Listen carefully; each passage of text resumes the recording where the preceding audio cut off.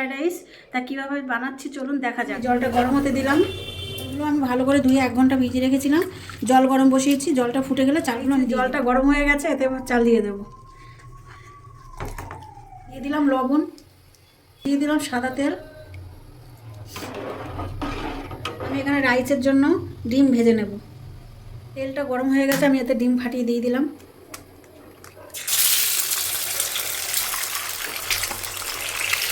লবণ,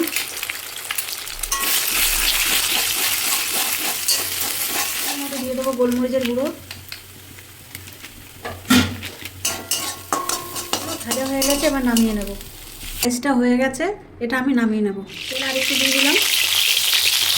দিলাম রসুন কুচি, আদা কুচি, এবার দিলাম পেঁয়াজ কুচি, বিনস আর গাজর একসাথে কুচি করা, এটা দিয়ে দেবো।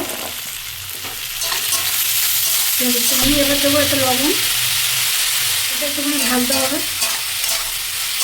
ক্যাপসিকাম কুচি দিলাম, এবার দেবো লঙ্কা কুচি, এগুলো একটু ভাজা ভাজা হবে। আমি একটু দেবো গোলমরিচের গুঁড়ো।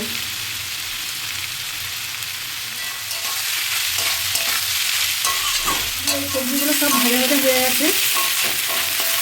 আমি এবার একটু দেবো সয়া সস, পেঁয়াজের পাতা, রাইসটা দিয়ে দেবো। দিয়ে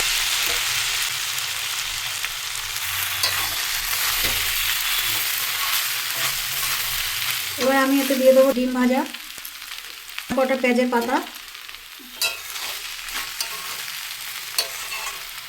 রাইস বানানো হয়ে গেছে। চিলি চিকেন বা চিকেন কষার সাথে এই ফ্রাইড রাইসটা পরিবেশন করবে, খুবই ভালো লাগবে।